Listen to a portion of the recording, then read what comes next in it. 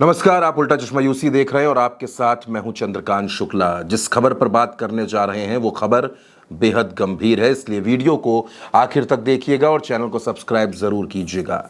नितिन गडकरी ने एक बार फिर से संकेत दे दिए हैं कि 17 सितंबर को देश में कुछ बड़ा जरूर होने वाला है। 17 सितंबर को प्रधानमंत्री नरेंद्र मोदी 75 बरस के पूरे हो रहे हैं और लंबे वक्त से जो बहस चली आ रही है, जिस बहस की शुरुआत 2024 लोकसभा चुनाव के वक्त अरविंद केजरीवाल ने छेड़ दी थी, अब वो बहस लगभग हर जुबान पर है, हर चौक चौराहे पर इसकी चर्चा हो रही है। नितिन गडकरी ने एक बड़ा संकेत दिया है। नितिन गडकरी ने कह दिया है कि सत्ता ज्यादा दिन नहीं रहती।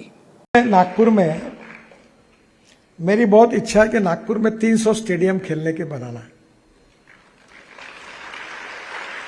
पर मेरे 4 साल के अनुभव के बाद मेरे ध्यान में आया कि सरकार जो चीज होती है बहुत निकम्मी होती है।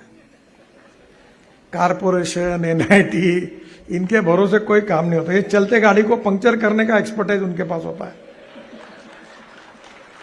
अब दोस्तों, नितिन गडकरी के इस बयान को सुनने के बाद यह लगता है कि उन्होंने एक बड़ा इशारा किया है, एक बड़ा संकेत दिया है। और नितिन गडकरी की बात क्यों जरूरी है, नितिन गडकरी की बात क्यों महत्वपूर्ण हो जाती है? वो इसलिए हो जाती है क्योंकि नितिन गडकरी नागपुर से आते हैं। नितिन गडकरी बीजेपी के अध्यक्ष रह चुके हैं। नितिन गडकरी नरेंद्र मोदी की पूरी सरकार में इस 11 साल के कार्यकाल में जिनकी तारीफ विपक्ष भी करता है, ऐसे नेता हैं। और नितिन गडकरी मोहन भागवत के करीबी हैं।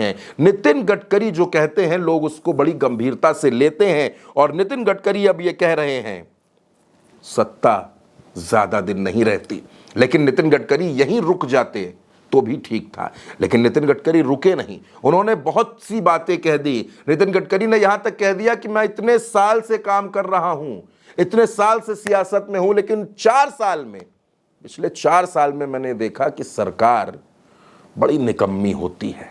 दोस्तों, नितिन गडकरी का यह बयान बड़ा महत्वपूर्ण है क्योंकि वो ये कहते हैं कि सरकार बड़ी निकम्मी होती है। लेकिन बयानों की पूरी एक श्रृंखला है, एक सीरीज है नितिन गडकरी के बयानों की, जो मैं आपको बताना चाहता हूं, जो उन्होंने कहा है। और उनके बयानों के बाद एक चर्चा शुरू हो गई है कि वाकई 17 सितंबर को कुछ होगा, क्योंकि मोहन भागवत ने क्या कहा था वो भी मैं आपको सुनवाऊंगा। मोहन भागवत ने कहा था कि 75 बरस का पूरा होने के बाद जब लोग आपको शॉल पहनाना शुरू कर दें तो आप समझ लीजिए कि रिटायरमेंट का वक्त आ चुका है और नए लोगों को मौका देना चाहिए।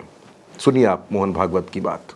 75 वर्ष का आपने किया, लेकिन मैं इसका अर्थ जानता हूँ। 75 वर्ष की साल जब उड़ी जाती है तो उसका अर्थ ये होता है कि अब आपकी आयु हो गई, अब जरा बाजू हमको करने। दोस्तों, एक तरफ मोहन भागवत और दूसरी तरफ नितिन गडकरी, लगातार इन लोगों के बयान, 17 सितंबर की तारीख और अलग अलग दावे। लेकिन नितिन गडकरी और क्या कहते हैं कि करके मैं उन पर भी बात कर लेता हूं। नितिन गडकरी कहते हैं महात्मा गांधी के समय से राजनीति देश समाज विकास के लिए होती थी, अब राजनीति सिर्फ सत्ता के लिए होती है।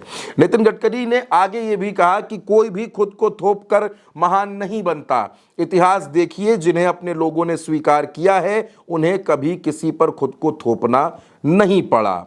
और उसके बाद नितिन गडकरी का एक बयान जो अचरज में भी डाल देता है। नितिन गडकरी कहते हैं कि समाज में कुछ ऐसे लोग भी होने चाहिए जो सरकार के खिलाफ केस दाखिल कर सकें। अगर सिस्टम में अनुशासन चाहिए तो सरकार के खिलाफ अदालत का सहारा लेना जरूरी है।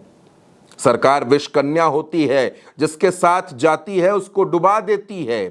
4 साल के अनुभव के बाद ध्यान आया कि सरकार बहुत निकम्मी चीज है। क्या हुआ ऐसे 4 साल में? नितिन गडकरी को 4 साल में ऐसा क्यों लगने लगा कि उनको यह कहने पर मजबूर होना पड़ गया कि सत्ता हमेशा नहीं रहती, सत्ता क्षणभंगुर होती है, सत्ता स्थायी नहीं होती है। दोस्तों, नितिन गडकरी का जब जब जिक्र होता है तो यह चर्चा जरूर होती है कि क्या नितिन गडकरी नरेंद्र मोदी के बाद प्रधानमंत्री बनने जा रहे हैं। और क्या वाकई जो घटनाक्रम देश में चल रहा है, जिस तरह से उपराष्ट्रपति का अचानक इस्तीफा होता है और यह कहा जाता है कि फोन पर इस्तीफा ले लिया गया, उसके बाद तो और बहस शुरू हो जाती है। मोहन भागवत का एक ताजा बयान आया। मोहन भागवत ये कहते हैं कि भारत को सोने की चिड़िया नहीं शेर बनने की जरूरत है। यह बयान भी मोहन भागवत का बड़ा दिलचस्प है। और इन तमाम बयानों के बीच में दो खबरें, दो बातें जो आपको पता है, लेकिन मैं आपको बता देता हूं कि भारतीय जनता पार्टी राष्ट्रीय अध्यक्ष पर फैसला नहीं कर पा रही और दूसरी तरफ अब एक नया उपराष्ट्रपति भी खोजना है।